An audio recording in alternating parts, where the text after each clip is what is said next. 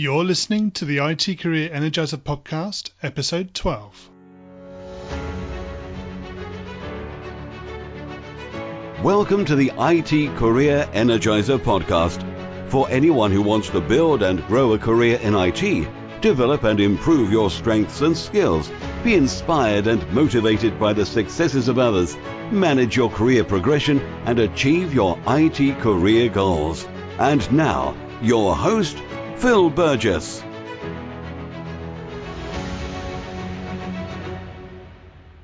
Phil Burgess here, and welcome to episode 12 of the IT Career Energizer podcast, where I interview experienced IT professionals, consultants and experts from around the world each week. Today's featured guest is Gale Stafford. Gale is an experienced IT consultant and author of several books, including Getting Started in the Information Technology Field, with or without a technical degree. Gale is now an independent management advisor who helps clients improve their organisational performance. So Gale, can you fill in a few gaps around that brief introduction and tell us a little bit more about yourself? Sure. So I am right now working a lot with executives and working much more on strategic issues of organizational performance. And that's a great thing and a great change for me in my career. A lot of my career has been in IT, and most of my career in IT, and now I'm working more with executives and working on process improvement and productivity and leadership effectiveness.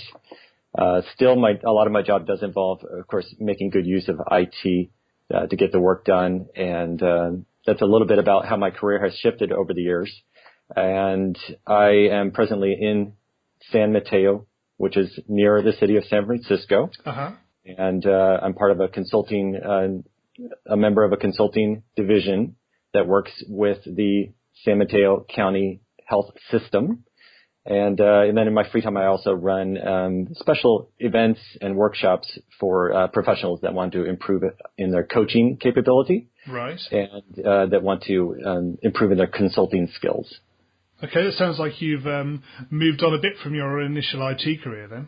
Yeah, so the IT is still a really important part, I think, of just being effective in my role. And I continue to follow IT trends and I watch very closely everything happening with IT and with startups, especially here living in the San Francisco area.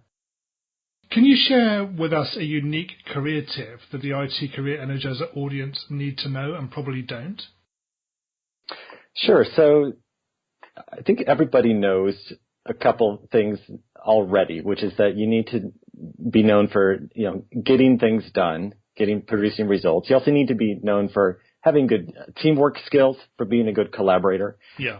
So I think that's well established. But I think what a lot of people don't know is just how important your mindset is in your work. And so I'll elaborate on that a bit. Mindset defined in psychology as, the basic attitude or your belief about something.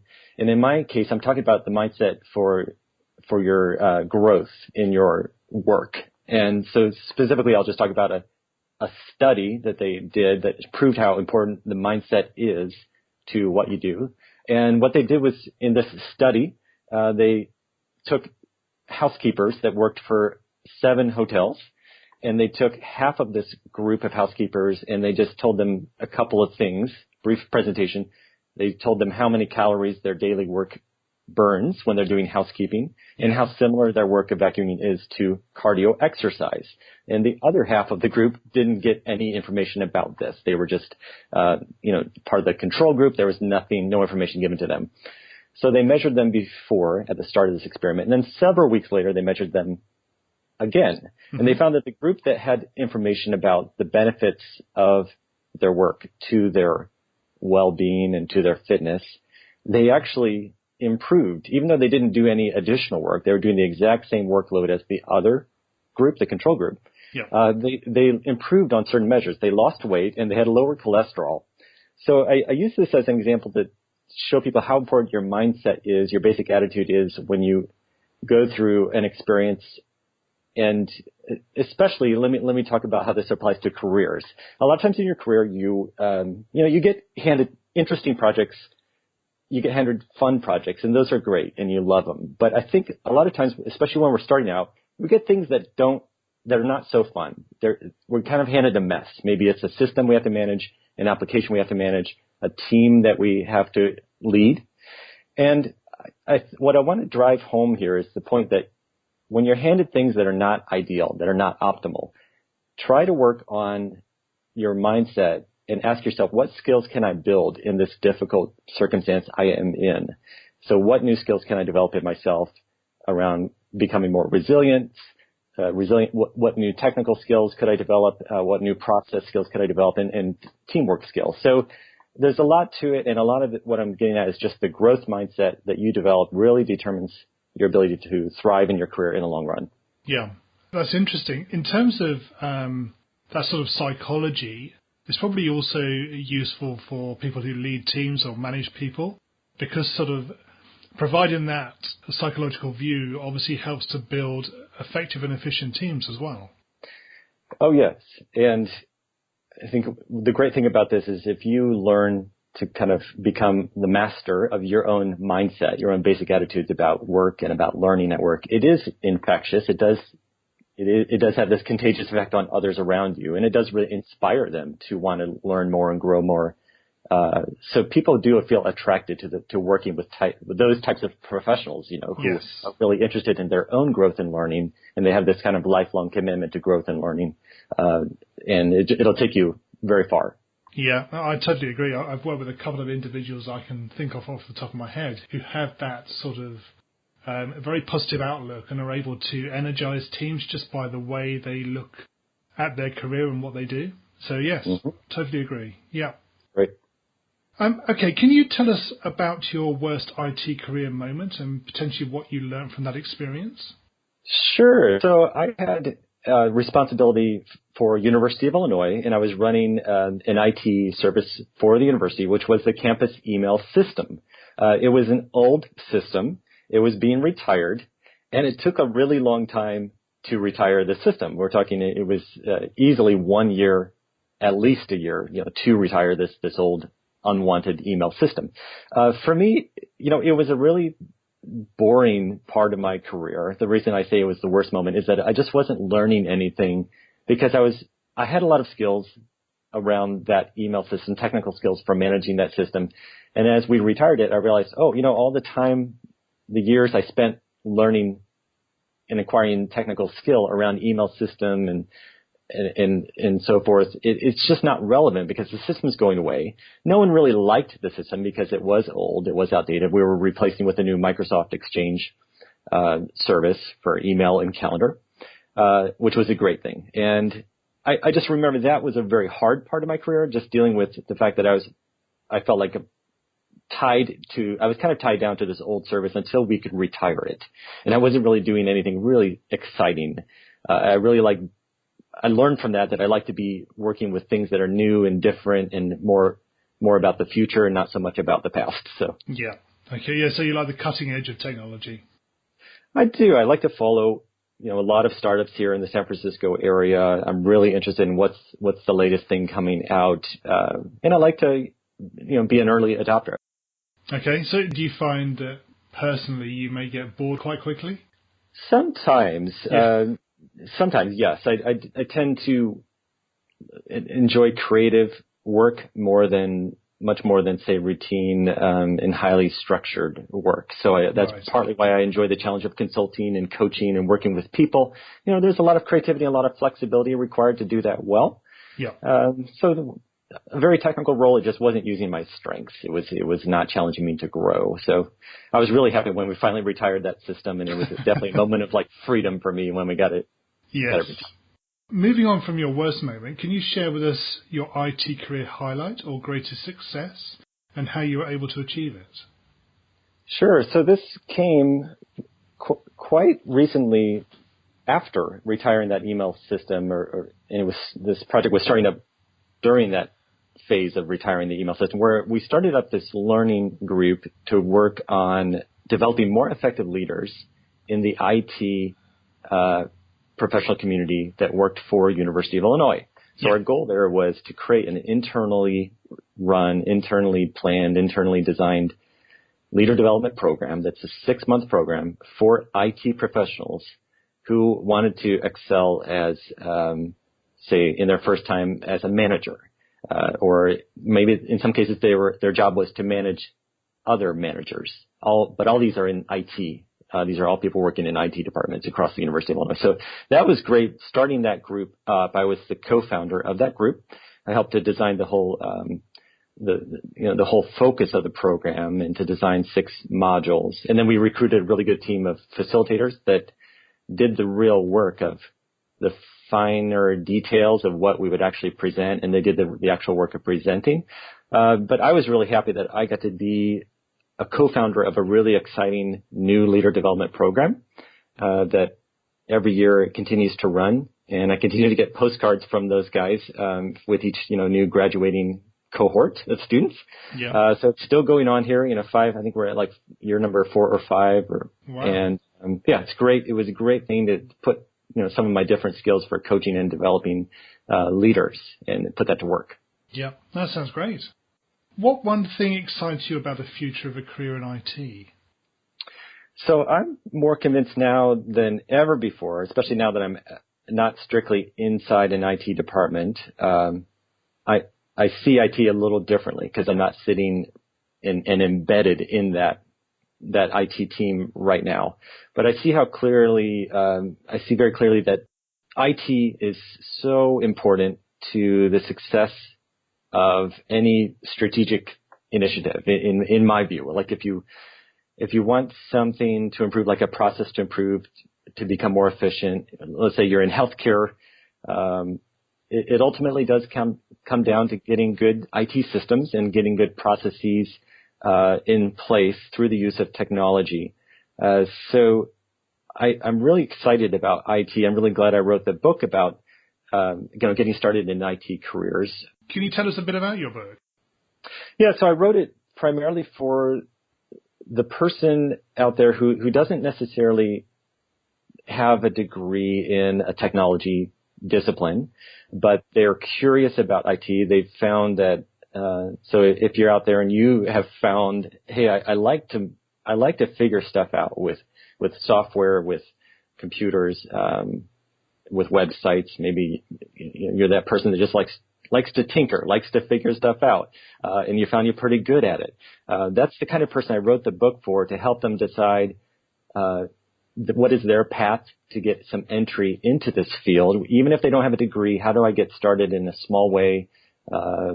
Or if I'm already in a degree program, how can I, use my opportunities while I'm in that degree program to start to get experience in IT?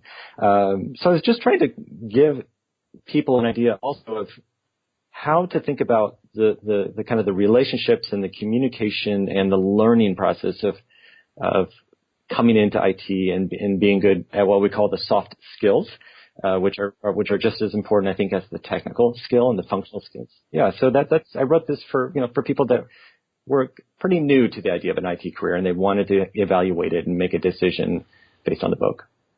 Oh, and where's the best place for people to get hold of a copy of your book? I think the best place is Amazon. That's a good place, but really it's available on multiple platforms. Like if you read ebooks, then you could find it on, Apple, iTunes, and you can find it on Amazon Kindle and other. I've got it across a number of those ebook platforms, and then you can get the paperback through Amazon. Yeah. We're going to move on to the reveal now, which is a quick set of questions. So are you ready for that? Yes. Okay. So what attracted you to a career in IT in the first place?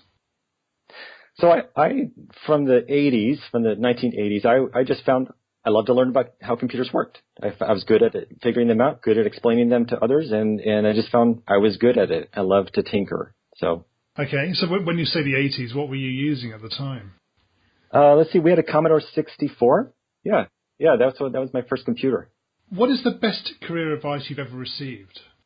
So I think the best advice is really that planning is essential. And there's a quote on this: planning is essential, but plans themselves are useless because something unexpected always seems to come up.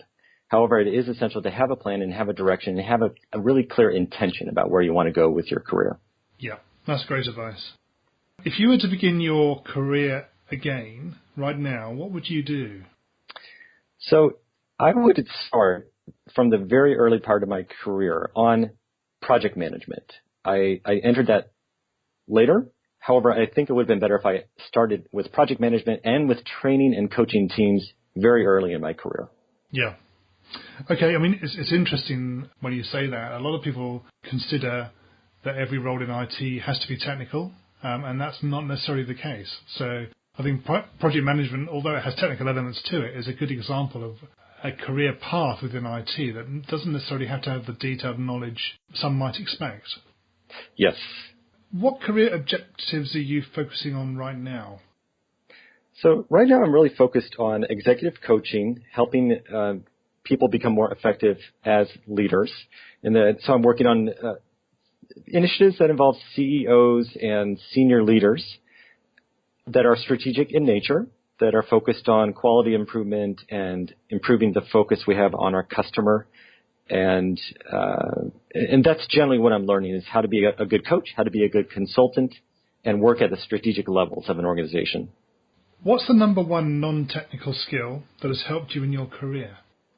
I think the number one skill that's non-technical would be organizational savvy and collaborating across boundaries and across departments. I find more and more so many systems are complex. There's a lot of collaboration required across boundaries and across departments to get them to run well and to continuously improve your system. So I think the ability to reach out across boundaries, build effective relationships, it allows you to really go much further than someone who's just purely a technical expert who's not very sociable and not a very good communicator. Yeah, I think that's a very good point. I think IT has historically struggled with communication and personal relationships. I think that is definitely an area that needs to improve within the IT industry as a whole.